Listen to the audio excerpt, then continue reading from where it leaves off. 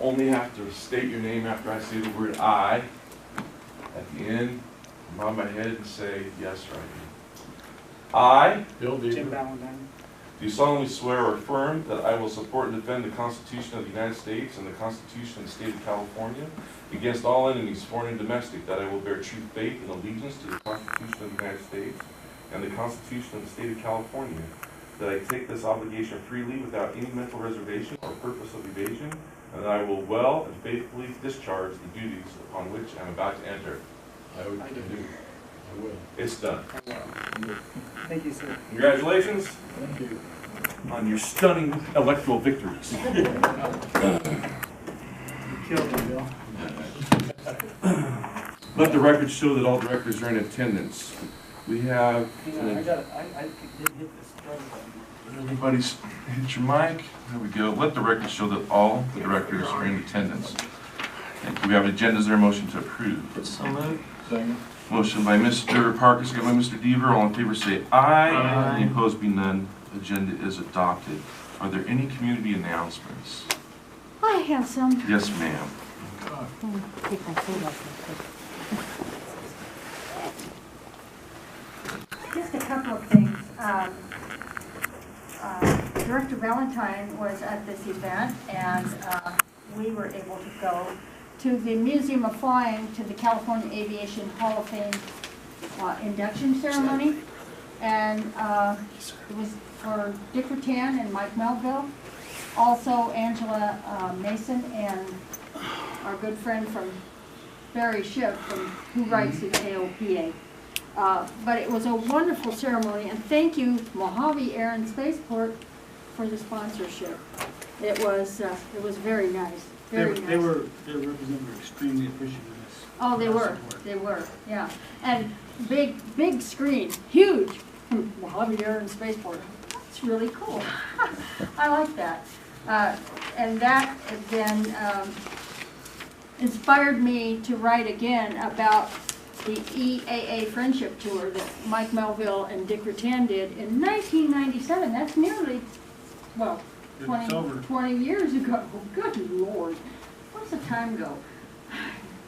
Anyway, it was they took their long easies that they had built side by side, because Mike always wanted to fly home to Johannesburg, South Africa, in the airplane that he had built. And Dick says, well, that's halfway around the world. Why don't we just go on around the world? So they visited 14 countries, and boy, did they have some hair-raising experiences that I don't know that they'd do it again, but it was wonderful. And there are EAA chapters all over the world. So they stopped at all these different countries and visited. He said, I couldn't believe how many long easies were in South Africa. It was really amazing. But it was fun to hear both those guys up on stage kind of go back and forth about their experience. They didn't have long enough to talk, in my opinion. But this month marks the 32nd anniversary of the Flying Voyager. So I always try to invite Dick Rattan to Plane Crazy Saturday, and I will give you each a flyer soon. But he's not only going to talk a little bit about Voyager, but he wants to talk about being at the North Pole and being stranded when the AN2 went through the ice. And our friend Ron Sheardown calls that his frozen assets. But the ice was too thin, and actually Ron shouldn't have landed, but he had a friend there in a 180 that was supposed to be drilling the ice to see if it was thick enough. And I think he got sidetracked and didn't drill the ice, but you'll hear the story, what he was doing. But anyway, Ron landed. But you could see the blue ice, and if you can see the blue ice, apparently that's not when you land. So this 12,000-pound AN2 that had done many Arctic crossings went nose first into the ice, and that's this picture. It is quite a story, and I'll never forget Tanya Rattan calling me and saying, "Dick's stranded at the North Pole." And it was my fault, they told me, because I sent cookies and they were too heavy. But anyway, December 15th is Plain Crazy Saturday, coming here, Dick Rattan. And when I told Ron that he was going to be talking, Ron says, that's it, I'm coming over. So he's in Arizona, so Ron Sheardown will probably be here to heckle. So that'll be a fun experience. Thanks for your time. Thank you, Kathy. Are there any other community announcements? If not, we move to item 3, consent agenda. This is non-controversial. Are there any public comments on the consent agenda? Is there a motion? A motion to approve A and B. Second. Motion by Mr. Balentine, second by Mr. Deaver. Is there any discussion?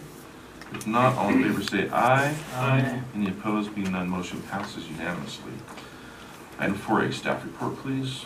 Good afternoon. One of the items that has come out frequently over the last couple of years is repairs and maintenance to our perimeter roads. These are the roads that lead to the north side of the property where we have all of our testing, boneyard, various activities up there. And during the, when I asked the board to approve the budget, we set aside some money for infrastructure upgrades, and it's primarily to improve these perimeter roads. So we've had a lot of challenges over the past couple of years getting some engineering services firms to complete some design work on this stretch of road. We advertised for it several months ago after completing a pretty lengthy scope of work. We got one response back, which was from Mead Hunt. I would like to strongly recommend that we move forward with this proposal because I fear that if we do not, this is just going to continue to be delayed. We're probably spending in the neighborhood with the entire perimeter roads $50,000 to $60,000 a year just to maintain them. So I'd like to have a semi-permanent fix for these roads. The intent would be to start with the south road. We can experiment with a different type of material, so it wouldn't be a full asphalt road, but it would get us to the point where it's a sufficient road for normal vehicles to travel on. And then at some point down the road, if we choose to asphalt it, all the prep work and engineering work will be completed. So my request is that the board authorize a contract with Mead Hunt. It would be actually for me to finalize the negotiations for the contract for up to $228,286, which is in the budget. Can we get grant money to build the road? So I do have a grant application in process with an EDA grant, but what we've been focusing on is the north perimeter road. So we had, if you recall, we had ASI design an actual asphalt road on the north side. And if we're successful winning this EDA grant, which we're close to having that application completed, we should be submitting it in the next couple of months. We have some hang-ups with the environmental piece. It's a 50-50 match. So we'll have some decisions to make at that point because the estimate we got from ASI was between $4 and $5 million to do that stretch of road. So for the south road, we're proposing having an alternative material to asphalt and not do a full asphalt road. So that's one of the things that we're requesting in the scope of work is that they come back with some recommendations on different types of materials. Years ago, Cal City used some kind of ground up material on some of the roads out there. I don't know if that was the Envirotech material or soil cement. That sounds like Envirotech. Yeah, maybe something similar. Yeah, Allison, do you remember that? Yeah, I can't remember what it was called. Yeah, it was a long time ago. Is there any public comment on this item? Are there any questions from the board then? I got one. Sure. Is part of that road already asphalt? I was out there looking yesterday and it almost looked like from coming from the Strato Hangar south, it looked like it was asphalt. Long ago, we had some of that Envirotech material or gorilla snot. Okay. Now it's called rhino snot. I don't know. It's all the same. It's a polymer-based material that we used on this road, but we didn't maintain it, and so it's actually in worse shape now than it would be if it was just dirt, in my opinion. Okay. So that stretch right here is probably one of the worst stretches of the road. So what we're talking about for this project, it would be this gate right here. It would be the access point for the south road, all the way back into the north side of the property. So it's just over 5 miles of road. Was Gorilla's not environmentally incorrect or something? They had to change it to rhino. I don't know. Was there something in the public that had a comment? Yeah, I'm sorry. I just remember when you did the parking lot around the event center, it was something that, material that you had gotten from Cal Portland That or was something. DG, I think. Was it mixed? Is it ground up asphalt or something? It's going to asphalt, yeah. Yeah. That's a class 2 concrete base.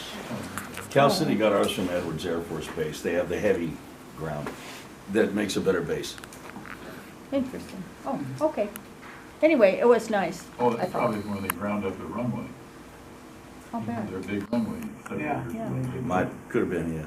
Are there any other director questions or comments for staff? If there are none, the chair will entertain a motion. I will move to approve the funds for the study of the roads.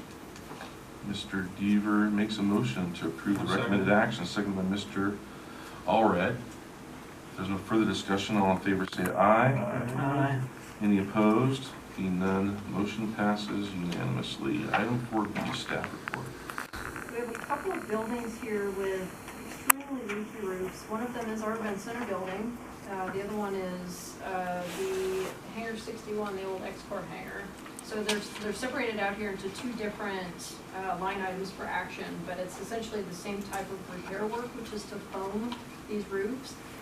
So again, we put it out to bid. We got 2 quotes back, which were very close in estimates. Western Pacific came in a little bit less, and they're a very reputable company in the region. So my recommendation is that we move to finalize and execute a contract with Western Pacific for the event center building for $95,950. I really appreciate the photographs and the material. That was helpful. If it would be okay with the board, I'd like to handle these 2 items, B and C, in one motion together. Can we do that, Mr. Counselor?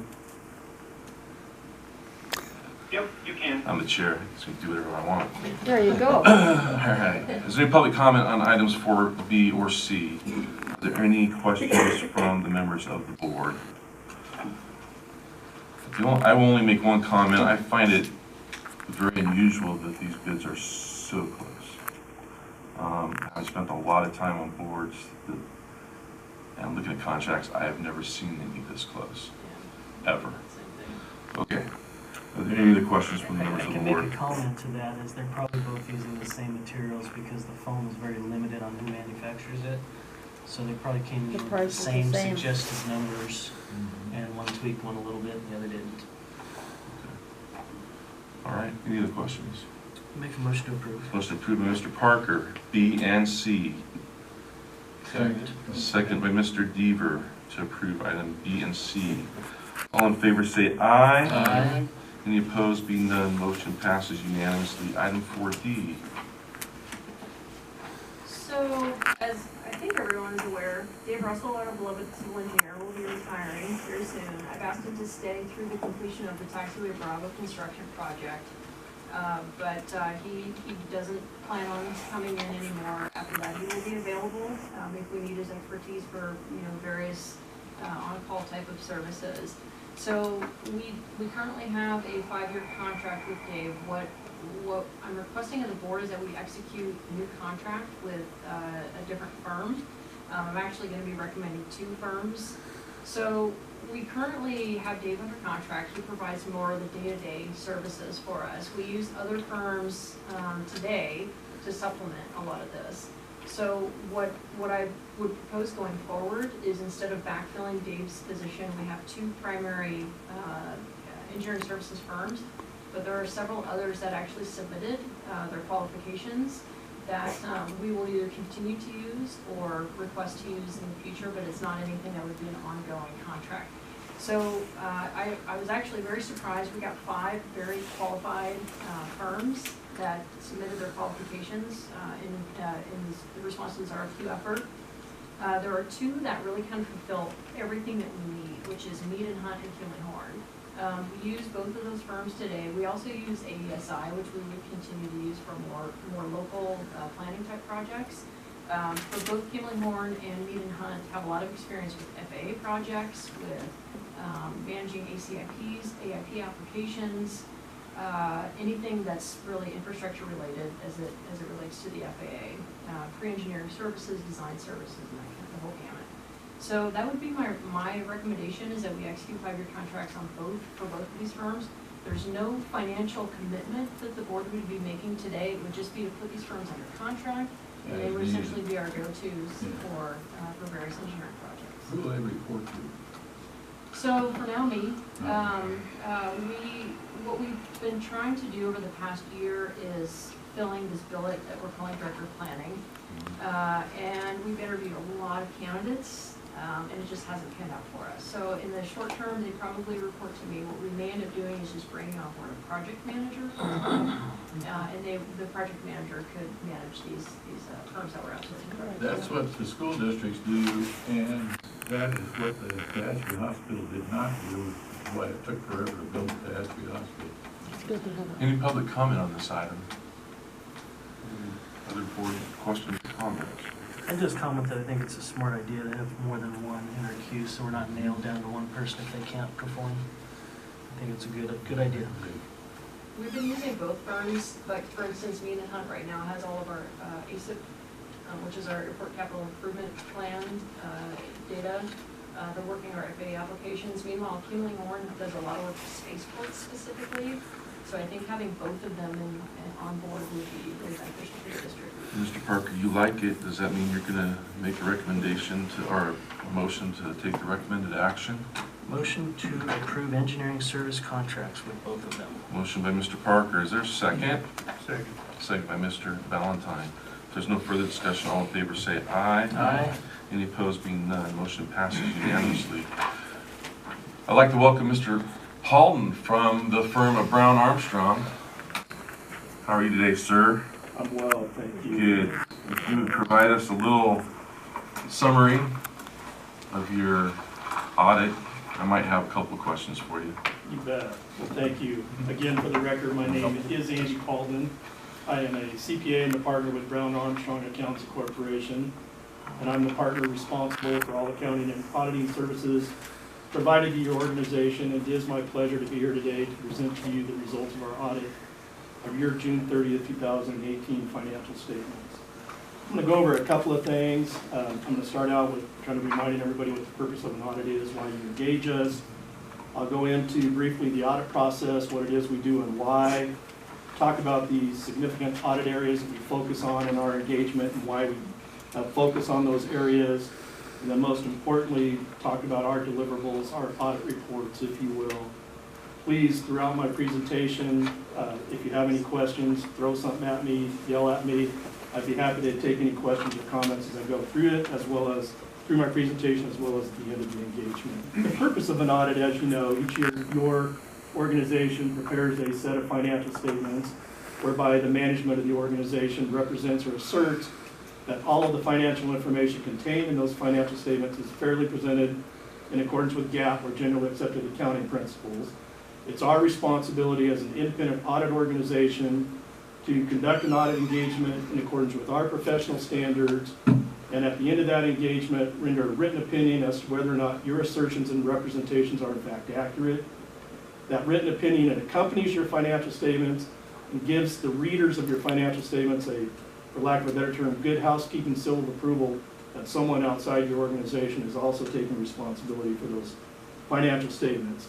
So with kind of that brief understanding and background in regards to the purpose of an audit, I'd like to just talk to you briefly about the audit process. We realize that you have internal and statutory deadlines, so our first charge is to make sure we establish a very good timeline with your staff, make sure that we're all on the same page in regards to when certain components of the engagement will be commenced and completed. We update that throughout the audit process, and that keeps us on task and make sure that we meet your expectations. The cornerstone of any engagement, and this one in particular, is our understanding and evaluation of your internal controls. Your internal controls are those controls that you put in place, checks and balances, if you will, to ensure that all your financial transactions are properly recorded and reported in your financial statements. So we do that through a number of activities. We build upon our understanding and our evaluations from the prior year, taking into consideration any changes within the organization, the structure, whether it's new personnel, new activities, new ventures, new lines of business, etc. We sit back, we obtain that understanding. We do that through inquiry and observation of the people and performance of their control policies and procedures. Once we have obtained that understanding, we evaluate those controls for strengths and weaknesses, And that then determines the extent of any and all substantive audit procedures that we perform in regards to this organization's audit. I always like to talk briefly about the confirmation process. Obviously, we deal with audit evidence, if you will, and there's better or different levels of audit evidence. So obviously, we're provided with the financial statements. We're provided with all the corroborating or supporting information from this organization. Anytime we can reach out to others outside the organization and corroborate that information, we will do that. So we confirm with your bank, we confirm with your legal counsel to make sure we have knowledge of any commitments and contingencies that may be required to be disclosed.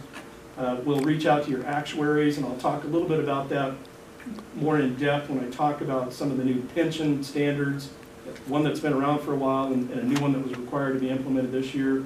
But that's an extremely important component of our process, just reaching out to those other entities, if you will, and getting that corroborating evidence. It's a good checks and balance, if you will. So we perform some interim testing. That's kind of where we're setting our scope, testing your controls. Once the books are closed, we're provided drafts of your financial statements. That's when we perform what we call our final field work, and that's where we substantiate all of the amounts and disclosures in your financial statements. The culmination of that process then brings us to where we are today, and that's a presentation of our reports.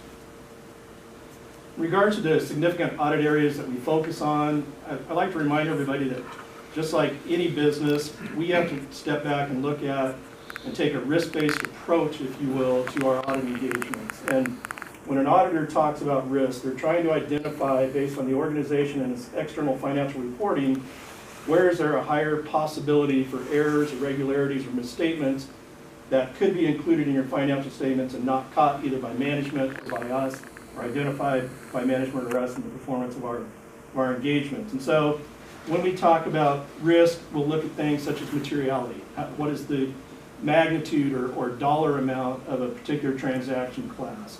What's the inherent nature of the risk in a particular transaction class, whether it's cash, fixed assets, payables, receivables? What's the volume of transactions that go on within a particular transaction class? And then what are the checks and balances or controls that you have set up to kind of mitigate some of those risks that we identify in the performance of our audit engagements? And so these aren't the only areas that we emphasize in the conduct of our engagement, but these are the most important from our overall perspective and audit effort. Obviously, cash and investments, just the nature of what cash and investments consist of. Your accounts receivable and revenue, we're dealing there with valuations and cutoffs, as well as collectability, as well as the proper recording of revenues. Obviously, your capital assets, your buildings, your infrastructure, certainly a material component. And again, we're looking for valuation, existence, proper depreciation methodologies, existence, all of those kind of aspects of the capital assets. And then obviously your accounts payable and your expenses, including any and all payroll components. So those are the main areas that we emphasize, but not the only, but the only areas, but those probably receive 75 to 85% of our audit effort in any given year. So I wanted to talk a little bit about a new standard that was implemented that's dealing with OPEB or other post-employment benefits. It's Statement 75. I want to back up just a little bit and kind of give you an understanding of what's going on in the standard setting arena that you deal with. The accounting standard setting entity that you deal with is, or required to report pursuant to, is the Governmental Accounting Standards Board. They've been very busy over the last several years. I think when I started practicing way back when, we probably had 5 or 6 standards, and I think we're over 100 now in that regards. We're getting close to that. But anyway, one of the big projects they've had over at least the last 10 years is what to do, and this is for all governmental type organizations, with the elephant in the room, pension obligations and other post-employment benefits. Promises have been made to employees either during their employment or subsequent to their employment. And so several years ago, they started with GASB 67 and 68. That dealt with the pension obligations. They made entities begin valuing those, including them on your balance sheet or your statement of net assets, recording the delta each year to properly reflect the overall expense. That was always there, but it was way back in the back of financial reports, and the standard setter said, no more, we got to bring it forward and put it on the balance sheet. So that was the start of it. And so we implemented that several years ago, and you'll see those liabilities and an extensive amount of footnotes and supplementary information in your financials as it relates to that aspect, the pension aspect. But along comes other post-employment benefits, and do we think they're done coming up with ideas where to get liabilities? I doubt it. But nonetheless, these are two extremely important and really impactful financial statements for entities and their external financial reporting. So 75 dealt with, as I said, measuring the liability, measuring any assets that have been contributed or pledged for paying those liabilities, and resulting a net pension obligation and a net other post-employment benefit obligation. There's a significant amount of disclosure information and supplementary information that I talked about as well. That really gets down into the weeds, but what's important to note is that you had to implement this standard.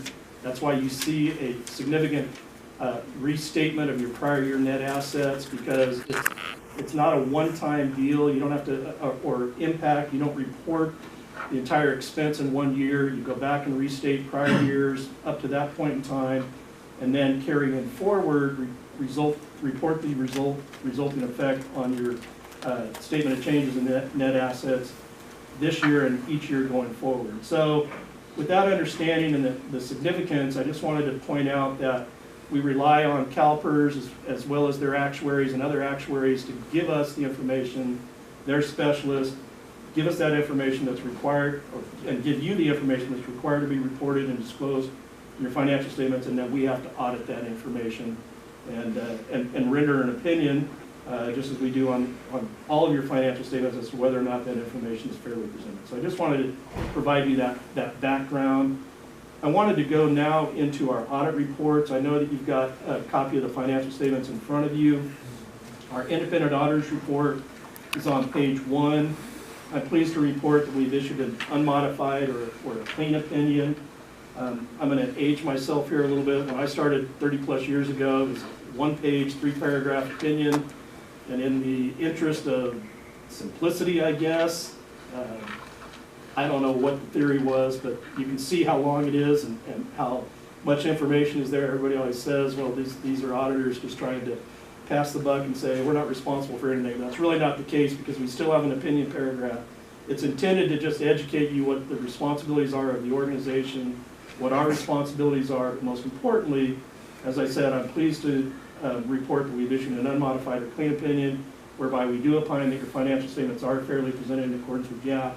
That is the highest opinion that an independent audit organization can issue, and as always, your organization is to be congratulated on that. We have several audit standards that we have to follow in the conduct of our engagement. We have those that are established by our standard setters, that's AICPA. Anytime we conduct a governmental type organization audit such as yours, we have to follow what are referred to as the Yellow Book standards often, or government auditing standards. They require a lot of qualification and training and review and oversight for our firm, but they also require us to look at several things within your organization. Most importantly, the adequacy of your internal controls, as well as your compliance with laws and regulations that may have had an impact on your external financial reporting processes. And so I'm pleased to report, and that report is included on page 35 of your financial statements, that there were no weaknesses in your internal controls, nor were there any instances of non-compliance in your organization. So again, you're to be congratulated on that. The final report or deliverable that we have is what's referred to as required communication to the board. We never lose sight of the fact that we are hired by this board, we report to this board, we work for the board.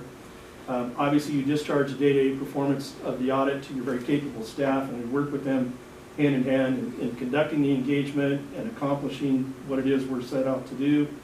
Nonetheless, our professional standards obligate us to provide you as fiduciaries a written report as to whether or not there were any items that came up in the conduct of the audit that you need to be aware of, such as were there any disagreements of an opinion between us and your staff in regards to an auditing or accounting matter? Were there any adjustments that were either proposed or not proposed? Were there any opinion shopping? It also talks about the fact that we obtain written representations from your management. a number of things are included in that report, but what I'm pleased to report that there were no such items. It's a very clean and standard report, and my staff and your staff work very, very well together. It's our second year, and it always gets better and better each year. The first year is always a little rough because you're transitioning, getting used to each other, we're asking for a lot of information, but we seem to have a good synergy going there. So, overall, very good reports, if you will, and we thank your very capable staff and this board for allowing us to be a part of your organization from an outside looking in perspective. So with that, I'd be happy to answer any questions or take any comments. Thank you. Are there any questions from members of the board? I have a couple questions. Little bean counter. Well, I gotta look like I am anyways. No, but no, I actually have one question. I know the answers, but I want you to state it for the public. As you look through, especially as you compare our budget to actual results, our operating expenses are 7-8 million more than what was budgeted, and that's directly attributable to GASB 75. That's correct. So if you're looking at, if you're looking at page 8 of our balance sheet, or statement of net position, and you look at long-term liabilities in the lower half, net other post-employment benefit liabilities of 7.257 million, that wouldn't have existed previously, correct? The expense would not have been presented previously, and it would not have been budgeted. And what you have, in prior years' financial statements, there was no such liability, but we restated the beginning of last year to make these comparable. And that's what I'm trying to Exactly. that's what I'm trying to explain to the public here. So that didn't exist in times past. It does now because of the requirement of GASB 75. If you look at page 9 of the statement of revenue expenses, operating expenses, direct expenses, I believe, is where the portion this year is coming through the statement of revenue and expenses. Am I correct? I think it's both in G&A and direct. Is it in both? Yes. Okay. All right. So rather than having an operating loss of 7.7 million, it should have been maybe 150, 200,000. It would be more consistent. That's correct, year over year. Right. Okay. Let me put it this way: the pension standards significantly cause this operating loss to exist. Exactly. And is this something unusual to this airport district, or is this happening to all governmental agencies below the state? All governmental entities. Is the state recording it on their financial statements? Now that I can't speak to. Oh, I'd like to know that. I'd like to know that. Okay. I'm sure they are, but believe it or not, I don't believe anybody renders an opinion on those financial statements. But we know what that liability looks like, and it's not pretty. How many governmental agencies does Brown Armstrong audit? You know, I'd have to say probably 60. And out of the 60, how many are going through the same exercise and have the same issue? Well, I'd say probably 55 of them, because the remainder are actually pension entities that don't have this issue, but they are the bearer of bad news, if you will. Excluding the pension entities, what percentage of your governmental clients have this issue? 100%. 100%. And you already stated you've ran into no difficulties or concerns in the audit. And there is a letter of recommendation somewhere.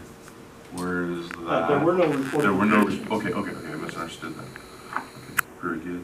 I don't have any further questions. Really appreciate you coming down, Mr. Paulman. Couple real quick comments. So just thank you, Carrie and your team, for always doing a fabulous job maintaining the books and the records throughout the year, so that when we come to the point of the audit, hopefully, your team had a relatively decent experience here.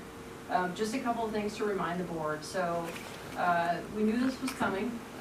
This wasn't necessarily a big surprise. However, I do anticipate this liability actually decreasing over the years.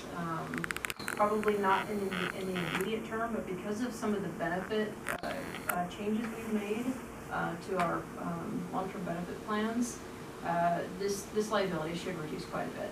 So question for you, if you're willing to provide an opinion about this.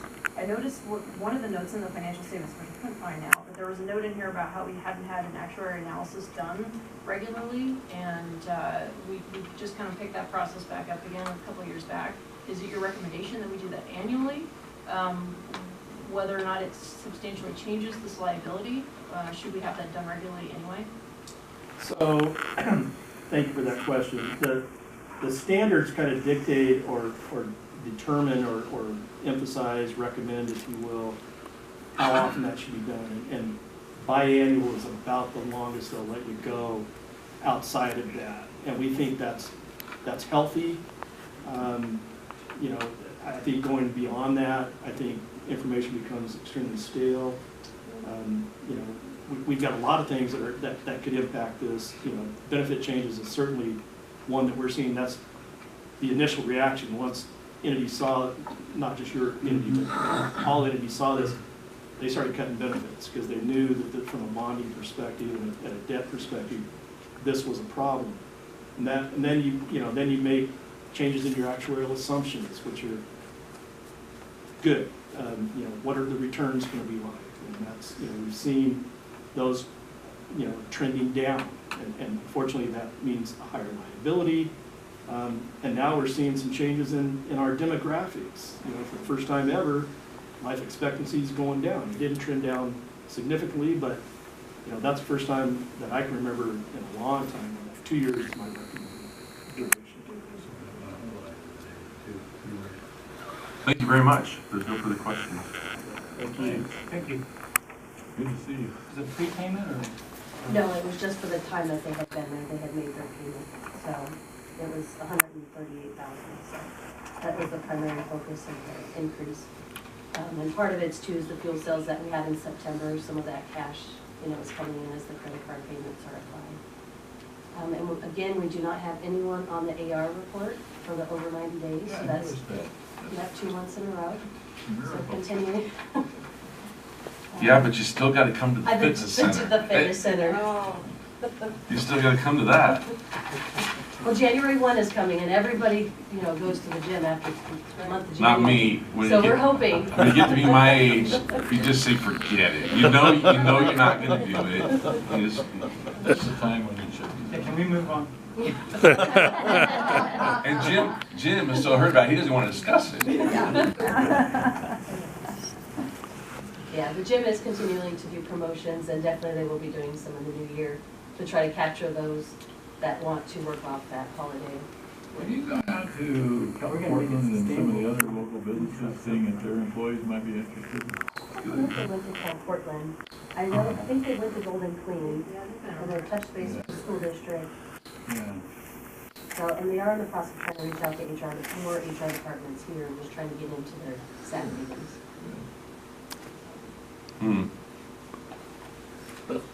Mojave Fitness Center. Well, it's something the employees want, and I think it's good for them. Oh, it is. They should do it. It is. I was over at the gym. I wasn't working out. I told him I have a certain amount of energy, and my day is, you know, packed. But anyway, she gave me a card. By golly, she wants me to come in December, so I've got to do it. My son goes there just about every day. Lots of the people that work at the spaceship company go and scale, and Tammy Kelly was there from the school, and she had injured her foot. And I mean, they do a lot of work with you if you've had injuries on kind of a therapeutic type thing too. So it's good, yeah. And they're very helpful and very nice. Yeah, some of that medical stuff could be reimbursed by Medicare. Yeah, Whether you yeah. have insurance. All right. Yeah. Any other? Nope, that's all. Okay. Okay, CEO report? Good news, maybe? Okay, so one of Sorry, I have a these. question for the fitness center when you're done. One of the things I'm really delighted to highlight is NASA has a new effort. They're essentially privatizing launches to the moon. They selected 9 firms. Of those 9 firms, one of our own companies here in Mojave is Maston Space Systems. They were selected for this effort as well. So big congratulations to Maston for being selected in this effort. Our taxiway Bravo project, the paving is complete. We should have all the lights in and the striping done probably in the middle of the month, but end of the month, we should be able to close out this project altogether. Wow. And I will be going down to LA December 19th. This is for our annual ACIP meeting, so I've got Mead Hunt that's planning to come with me to this meeting. So they've been working currently on our ACIP update. ASIP is. Oh, sorry, Airport Capital Improvement Plan. So this is the annual meeting we have with the Airport District's office to kind of go through our list of projects, which includes like the taxiway Charlie rehab, the 1230 rehab, some various taxiway projects along the way. So basically anything we can think of at this point. So I feel very optimistic. I think, we've really gotten this team back on board with investing in Mojave. They've been coming out here to visit. They've been touring our company, so big thanks to Rick and Scaled and a lot of these other folks for hosting a lot of these FAA people that are coming through to see some of these exciting projects we have going on here. So I think we're kind of back on track to start to get some regular infrastructure coming from the FAA. That's all I have in the CEO report to highlight. Thank you so much. Any director comments? If not, I have one. I have a letter here that I'd like to read. It's from the Special District Risk Management Authority. This is addressed to me as the board president. This letter is to formally acknowledge the dedicated efforts of the Mojave Air and Spaceport's governing body, management, and staff towards proactive loss prevention and workplace safety. Your agency's efforts have resulted in no paid workers' compensation claims for program year 2017 and 18. A paid claim for the purposes of this recognition represents the first payment on an open claim during the prior program year. This is a great accomplishment.